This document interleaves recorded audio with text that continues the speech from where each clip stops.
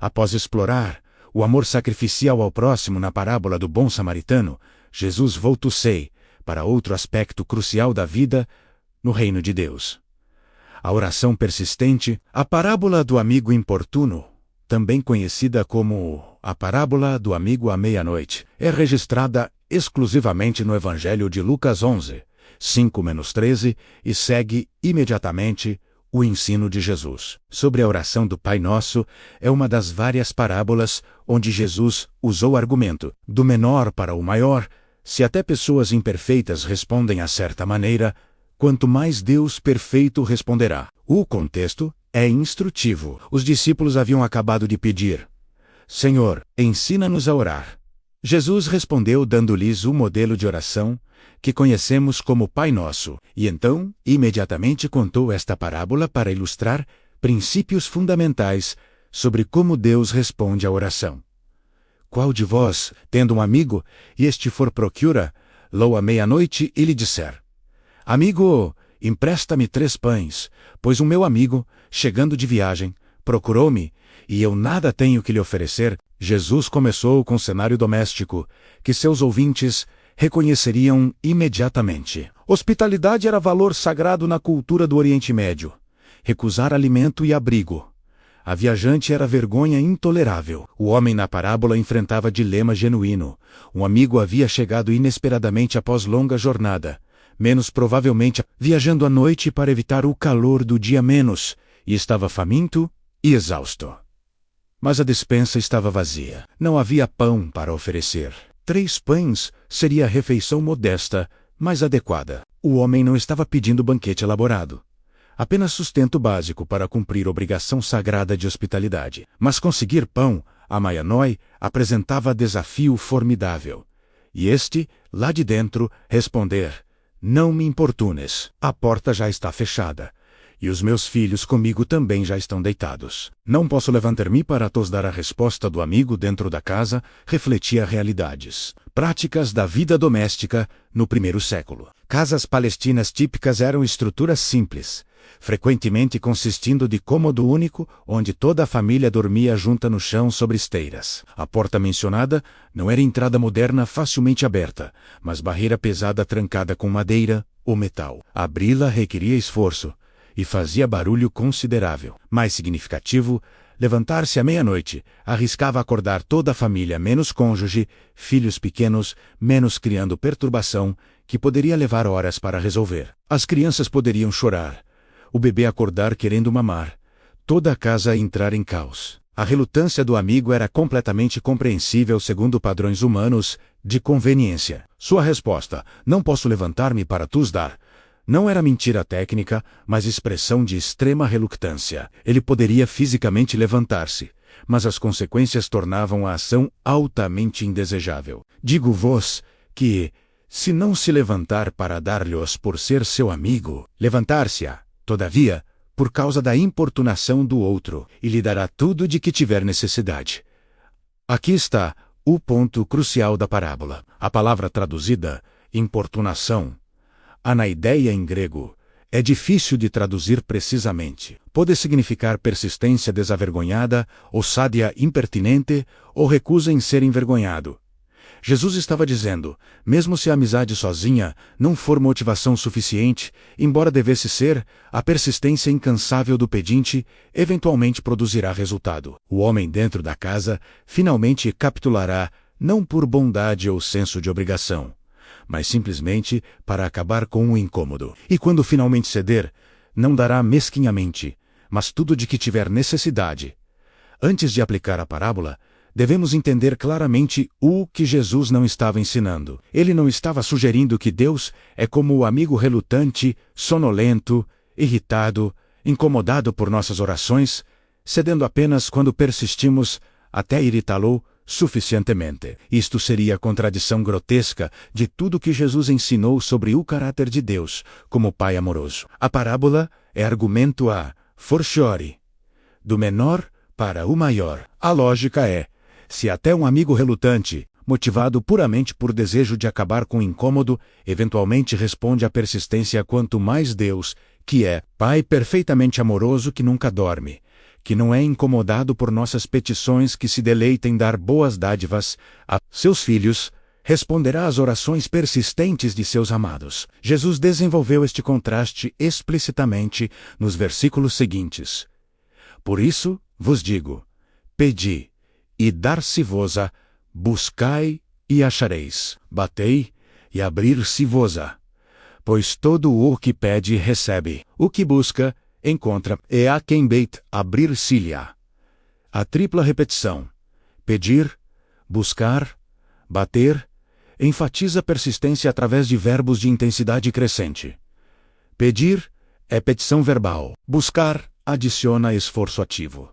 Bater adiciona urgência física. E todos os três verbos estão em tempo presente contínuo no grego original, indicando ação repetida e sustentada. Continue pedindo, continue buscando, continue batendo. A promessa correspondente também é tripla e enfática. Dar-se-vos-á, achareis, abrir-se-vos-ei. Estes são futuros definitivos, não possibilidades condicionais. A resposta divina é garantida, embora o tempo e forma possam diferir de nossas expectativas. Então Jesus usou a analogia familiar para ilustrar a bondade de Deus. Qual dentre vós é o pai que, se o filho lhe pedir pão, lhe dará uma pedra? Ou se pedir um peixe, lhe dará em lugar de peixe uma serpente? Ou, se pedir um ovo, lhe dará um escorpião? Estas comparações evocavam objetos que superficialmente se assemelham, mas são radicalmente diferentes em valor. Certos pães achatados se assemelhavam a pedras. Algumas enguias se pareciam com serpentes. Escorpiões enrolados podiam parecer ovos. Mas que pai, quando criança pede alimento nutritivo, daria substituto sem valor, ou até perigoso? A questão retórica demandava resposta óbvia. Nenhum pai que ama seu filho faria tal coisa. E então veio a aplicação devastadora. Ora, se vós, que sois maus, sabeis dar boas dádivas aos vossos filhos, quanto mais o Pai Celestial dará o Espírito Santo àqueles que lhe o pedirem. Jesus qualificou pais humanos como maus, não no sentido de malevolência extrema, but de imperfeição moral comparados a Deus. Mesmo pais imperfeitos, egoístas, pecaminosos, têm instinto de dar boas coisas a seus filhos. Quanto mais Deus, que é perfeitamente bom, infinitamente amoroso, imensamente generoso, dará boas coisas àqueles que o buscam. Mateus registra a versão paralela desta parábola, onde Jesus diz que Deus dará boas coisas. Lucas especifica o Espírito Santo, a melhor dádiva, a provisão suprema, aquilo que capacita todos os outros bens espirituais. Esta variação sugere que boas dádivas culminam e se centram na pessoa e obra do Espírito Santo. Esta parábola ensina verdades múltiplas sobre oração. Primeira, somos encorajados, menos até comandados, menos a orar persistentemente. Não porque Deus precisa ser convencido ou persuadido, mas porque oração persistente expressa fé genuína, desejo profundo e dependência de Deus. Revela o que realmente valorizamos. Segunda, persistência na oração não é questão de repetir mecanicamente as mesmas palavras, esperando que volume eventualmente quebre resistência divina. É manutenção de postura de dependência, retorno contínuo a Deus com nossas necessidades. Recusa em desistir quando respostas são demoradas. Terceira, Deus não é relutante em responder orações, ao contrário do amigo sonolento que cede apenas para acabar com o incômodo. Deus se deleita em responder às orações de seus filhos. Ele é mais disposto a dar do que nós somos a pedir. Quarta, Deus não apenas responde, mas dá generosamente. O amigo relutante finalmente deu tudo de que tiver necessidade, não apenas 3 pães pedidos, mas provisão completa. Quanto mais Deus dará, não apenas o que pedimos, mas muito mais abundantemente, além daquilo que pedimos ou pensamos. Efésios 3:20. Quinta, Deus dá boas dádivas menos coisas que genuinamente nos beneficiam, não substitutos sem valor ou prejudiciais. Isto significa que às vezes, Ele responde nossas orações de maneiras que inicialmente não reconhecemos como respostas. Pedimos pão o que pensamos precisar. Ele dá algo melhor que, inicialmente, pode não reconhecermos como resposta. Sexta, a dádiva suprema de Deus é o Espírito Santo. Todas as outras bênçãos fluem desta comunhão com Deus, transformação de caráter, poder para testemunhar, fruto espiritual, dons para ministério. Se Deus deu esta dádiva suprema, certamente não retém bênçãos menores. A parábola também aborda desafio prático que todos enfrentamos: orações aparentemente não respondidas. Por que devemos continuar orando quando parece que nossas petições não são ouvidas? A parábola oferece várias respostas.